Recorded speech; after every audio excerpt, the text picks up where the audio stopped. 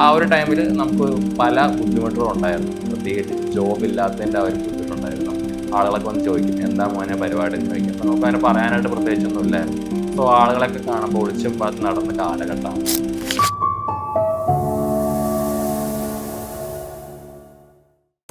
Hello, ഞാൻ നിങ്ങളുടെ അഭിഷേക് സാറാണ്. ചെറിയൊരു സന്തോഷ വാർത്ത ഇങ്ങോട്ട് പങ്കുവയ്ക്കുകയാണ്. സെക്രട്ടേറിയറ്റ് ടെസ്റ്റിൻ്റെ റാങ്ക് ലിസ്റ്റിൽ ഞാനും ഉണ്ട്. സോ ആ ഒരു സക്സസ് സ്റ്റോറി എങ്ങനെയാണെന്നുള്ള കാര്യം നിങ്ങളുമായിട്ട് പങ്കുവെക്കാനായിട്ട് പോവുകയാണ്. PSC എന്നുള്ള ആലോചനയിൽ നിന്ന് എങ്ങനെ റാങ്ക് ലിസ്റ്റ് വരെ എത്തി, 24-ാമത്തെ വയസ്സിൽ എഴുതിയ പരീക്ഷ എങ്ങനെയാണ് ക്രാക്ക് ചെയ്തെന്നുള്ള കഥയെല്ലാം നിങ്ങളുമായിട്ട് പങ്കുവെക്കാനായിട്ട് പോവുകയാണ്.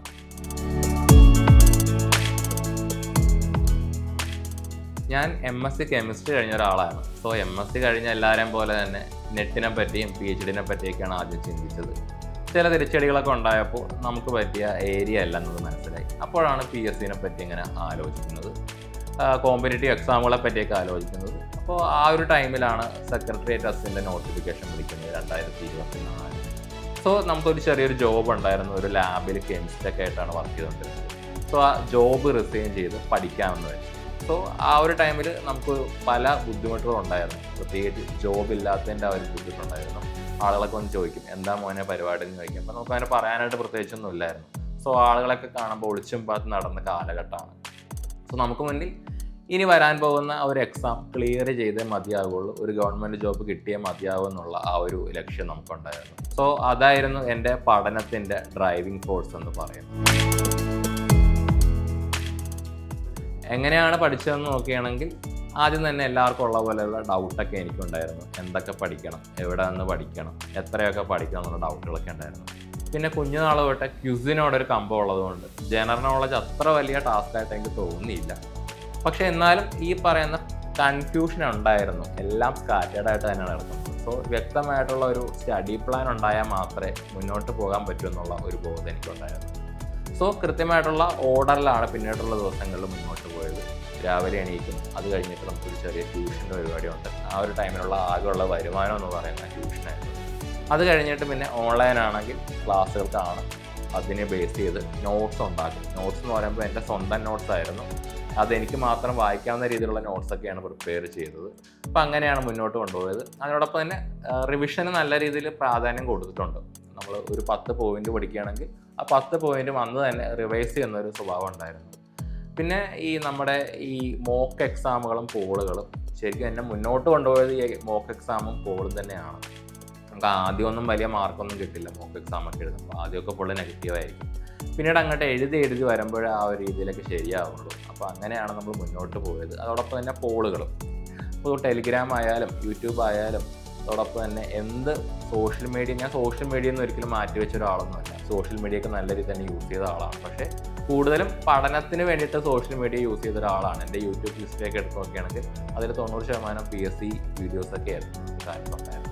സോ ആ ഒരു ലക്ഷ്യത്തോടു കൂടിയാണ് മുന്നോട്ട് പോയത്. എങ്ങനെയും 1 വർഷം എന്നുള്ള ഗ്യാപ്പ് മാത്രമേ ഞാൻ കൊടുത്തുള്ളൂ. 1 വർഷം PSCക്ക് വേണ്ടി മാറ്റി വെക്കുക. ആ 1 വർഷത്തിനുള്ളിൽ തന്നെ റാങ്ക് ലിസ്റ്റിലേക്ക് വരാനായിട്ട് പറ്റി.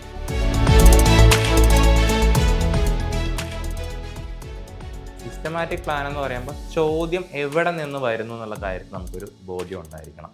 എങ്ങനെയാണ് ചോദ്യകർത്താവ് ചോദ്യങ്ങൾ ഇടുന്നത്, നമ്മൾ ചോദ്യങ്ങളെ മനസ്സിലാക്കിയിട്ട് വേണം സിലബസിലേക്ക് പോകണമെന്നാണ് എൻ്റെ ഒരു അഭിപ്രായം എന്ന് പറയുന്നത്. നമ്മൾ സിലബസ് കാട് കയറി പഠിച്ചിട്ടൊന്നും കാര്യമില്ല. നമ്മൾ ക്വസ്റ്റ്യൻ പേപ്പർ ശരിക്കും അനലൈസ് ചെയ്യണം. ഒരു 5-8 വർഷം PSC ഡിഗ്രി ലെവൽ നടത്തിയ എല്ലാ ചോദ്യപേപ്പറുകളും നോക്കണം. എവിടെ നിന്നൊക്കെയാണ് ചോദ്യങ്ങൾ വന്നത്, ഏതൊക്കെയാണ് ഹോട്ട് ടോപ്പിക്സ് എന്നൊക്കെ ഐഡൻറ്റിഫൈ ചെയ്യണം. എന്നിട്ട് വേണം നമ്മൾ സിലബസിലേക്ക് ഇറങ്ങിച്ചെന്ന് അതെവിടെ നിന്നാണ് ചോദിച്ചേക്കുന്നത്, അത് ഏതാണ് ചോദ്യത്തിൻ്റെ സോഴ്സ് എന്നുള്ള കാര്യം നമ്മൾ അറിഞ്ഞിരിക്കണം. നമ്മളൊരു ഡിഗ്രി നിലവാരമുള്ള PSC പരീക്ഷ എടുത്ത് നോക്കുകയാണെങ്കിൽ കൂടുതൽ ചോദ്യങ്ങൾ ഇപ്പോൾ വരുന്നത് NCERT പാഠപുസ്തകങ്ങളിൽ നിന്നാണ്. ഇപ്പോൾ +1 +2 സയൻസ് ബാക്ക്ഗ്രൗണ്ട് ഉള്ള ഞാൻ എക്കണോമിക്സിൻ്റെ ടെക്സ്റ്റ് ബുക്കും പൊളിറ്റിക്കൽ സയൻസിൻ്റെ ടെക്സ്റ്റ് ബുക്കും ഒക്കെ എടുത്ത് വായിച്ച് നോട്ടൊക്കെ ഉണ്ടാക്കേണ്ടി വന്നിട്ടുണ്ട് നമുക്ക്. സോ ആ ഒരു കുറച്ച് മെനക്കേട് കൂടി പഠിക്കുകയാണെങ്കിൽ നല്ല ഒരു ഔട്ട്കം നമുക്ക് ഉണ്ടാക്കാനായിട്ട് പറ്റും. മാത്സ്, ഇംഗ്ലീഷ്, മലയാളത്തിന് നമ്മൾ പ്രത്യേകം ശ്രദ്ധ കൊടുക്കണം. ഈ ഒരു 3 ടോപ്പിക്കുകളും നമ്മൾ കൂടുതൽ ശ്രദ്ധ കൊടുക്കുകയാണെങ്കിൽ നമുക്ക് പ്രിലിംസ് വലിയ കുഴപ്പമൊന്നുമില്ലാണ്ട് പാസ്സാവാനായിട്ട് പറ്റും. മെയിൻസിനായിട്ട് പഠിക്കാനായിട്ട് നമുക്ക് കോൺഫിഡൻസോടുകൂടി പഠിക്കാനുള്ള സമയം നമുക്ക് കിട്ടും, പ്രിലിംസ് ഈ ഒരു രീതിയിൽ പഠിക്കാനായിട്ട് പറ്റുകയാണെങ്കിൽ. അതോടൊപ്പം തന്നെ നമ്മൾ കൂടുതൽ മോക്ക് എക്സാമുകളും പോളും ചെയ്യുകയാണെങ്കിൽ നമ്മുടെ നിലവാരം എവിടെയാണെന്ന് നമുക്ക് മനസ്സിലാക്കാനായിട്ട് പറ്റും. നമ്മൾ എവിടെയാണ് നമ്മുടെ പോരായ്മ എന്നതും നമുക്ക് എവിടെയാണ് ഈ കൂടുതൽ കാര്യങ്ങൾ ചെയ്യേണ്ടതെന്നുള്ളൊരു ഐഡിയ നമുക്ക് അതിൽ നിന്ന് കിട്ടാനായിട്ട് പറ്റും. ചില സബ്ജക്റ്റുകൾ ബുദ്ധിമുട്ട് തന്നെയായിരുന്നു, പ്രത്യേകിച്ച് എക്കണോമിക്സും അതോടൊപ്പം തന്നെ കോൺസ്റ്റിറ്റ്യൂഷനും. നമുക്ക് ഒരു ബാക്ക്ഗ്രൗണ്ട് നോളജും ഇല്ലാണ്ടാണ് ഈ ഒരു സബ്ജക്റ്റുകൾ നമ്മുടെ മുന്നിലേക്ക് വന്നത്. എക്കണോമിക്സ് എന്നൊക്കെ പറയുമ്പോൾ +1 +2 ടെക്സ്റ്റ് ബുക്കിനെ ബേസ് ചെയ്തിട്ടുള്ള എക്കണോമിക്സുകളായിരുന്നു. നമ്മൾ സാധാരണ PSC പരീക്ഷയ്ക്ക് പഠിക്കുന്ന പഞ്ചവത്സര പദ്ധതികളൊന്നും ഒരിക്കലും ഡിഗ്രി ലെവൽ എക്സാമുകൾക്ക് അങ്ങനെ ചോദിക്കാറില്ല. GDPയും നാഷണൽ ഇൻകവും അങ്ങനെയുള്ള കാര്യങ്ങളൊക്കെയാണ് പഠിക്കാനായിട്ട് ഉപയോഗിക്കുന്നത്. സോ അതിനെപ്പറ്റിയുള്ള ഒരു ധാരണ നമ്മൾ ടെക്സ്റ്റ് ബുക്ക് വായിച്ച് തന്നെ ഉണ്ടാക്കിയെടുക്കും. അതോടൊപ്പം തന്നെ കോൺസ്റ്റിറ്റ്യൂഷൻ എന്ന് പറഞ്ഞ സബ്ജക്റ്റ്, കാരണം 1900 ആർട്ടിക്കിൾസും ഉണ്ട്, അതിൽ തന്നെ പല സെക്ഷൻസും ഉണ്ട്. അത് ആദ്യം കണ്ടപ്പോൾ തന്നെ പേടിച്ചു പോവുകയാണ് ചെയ്തത്.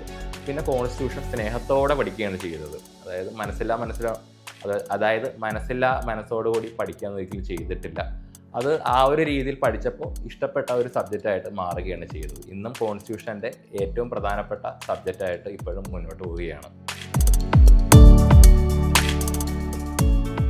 ഇപ്പോൾ കറണ്ട് അഫയേഴ്സിൻ്റെ കാര്യം എടുക്കുകയാണെങ്കിൽ നമുക്ക് ഇന്ന കറണ്ട് അഫയേഴ്സ് എന്ന രീതിയിൽ ചോദിക്കാറില്ല. ഓരോ ടോപ്പിക്കും അല്ലെങ്കിൽ ഓരോ സബ്ജക്റ്റുമായിട്ട് റിലേറ്റ് ചെയ്തുള്ള കറണ്ട് അഫയേഴ്സാണ് എപ്പോഴും ചോദിക്കുന്നത്.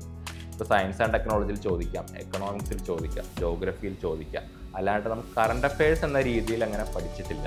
സോ എൻ്റെ ഒരു സ്ട്രാറ്റജി എന്ന് പറയുന്നത്, ഞാൻ ഹിന്ദു പത്രം വായിക്കുമായിരുന്നു. സോ നമ്മുടെ സബ്ജക്റ്റുമായിട്ട് ബന്ധപ്പെട്ട് ഏതെങ്കിലും ഒരു സംഭവം നടക്കുകയാണ്, സോ അതിനെ ബേസ് ചെയ്ത് പത്രത്തിൽ നിന്ന് ഒരു നോട്ട് എഴുതി വെക്കുന്ന ഒരു സ്വഭാവം ഉണ്ടായിരുന്നു. സോ അത് വളരെയേറെ ഹെൽപ്പിംഗ് ആയിട്ടുള്ള ഒരു ഫാക്ടറായിരുന്നു. ഈ ഡിഗ്രി എക്സാംസിനും അതോടൊപ്പം തന്നെ UPSC ഒക്കെ പ്രിപ്പയർ ചെയ്യുകയാണെങ്കിൽ നല്ല ഒരു ഓപ്ഷനായിരിക്കും അങ്ങനെ ചെയ്യുന്നത്. സോ പഠിക്കുന്ന ടൈം ഒരു കൃത്യമായിട്ടുള്ളൊരു മെൻറ്റർഷിപ്പ് സപ്പോർട്ടൊക്കെ ഉള്ളത് നല്ലതാണ്. സോ എന്നെപ്പറ്റി എനിക്ക് തന്നെ ഒരു ബോധ്യമുണ്ട്. ഞാനിത് തുടങ്ങി വെക്കുകയാണെങ്കിൽ ചിലപ്പോൾ നിർത്തി പോരാനുള്ള ചാൻസ് ഉണ്ട്. സോ അപ്പോൾ ഒരു മെൻറ്റർഷിപ്പ് സപ്പോർട്ട് അന്ന് ഉണ്ടായിരുന്നു. അങ്ങനെയുള്ള ഒരു സപ്പോർട്ട് ഉണ്ടെങ്കിൽ നമുക്ക് ഏറ്റവും നല്ലൊരു കാര്യമാണ്. അതോടൊപ്പം തന്നെ ഞാൻ പറഞ്ഞ പോലെ തന്നെ കൃത്യമായിട്ടുള്ളൊരു സ്റ്റഡി പ്ലാൻ ഉണ്ടായിരിക്കണം. എങ്കിൽ മാത്രമേ നമുക്ക് മുന്നോട്ട് പോകാനായിട്ട് പറ്റുള്ളൂ. ഇന്ന ദിവസം നാം ഇത്ര മണിക്കൂർ ഇതിനു വേണ്ടി മാറ്റി വെക്കണം, ഇത്ര മണിക്കൂർ ഇന്ന ഒരു ടോപ്പിക്ക് മാത്രം പഠിക്കാനായിട്ട് മാറ്റി വെക്കണം, ഇത്ര സമയം നമ്മൾ പ്രീവിയസ് ഇയർ ക്വസ്റ്റ്യൻസ് വർക്കൗട്ട് ചെയ്യാനായിട്ടുള്ള മാറ്റി വെക്കണം എന്നുള്ള ബോധം നമുക്ക് ഉണ്ടായിരിക്കണം. എങ്കിൽ മാത്രമേ ഈ ഒരു പരിപാടിയിൽ നമുക്ക് വിജയിക്കാനായിട്ട് പറ്റുള്ളൂ. ആദ്യം നമ്മൾ മോക്ക് ടെസ്റ്റ് ഒക്കെ എഴുതുമ്പോൾ നെഗറ്റീവ് മാർക്സ് ഭയങ്കര കൂടുതലായിരുന്നു.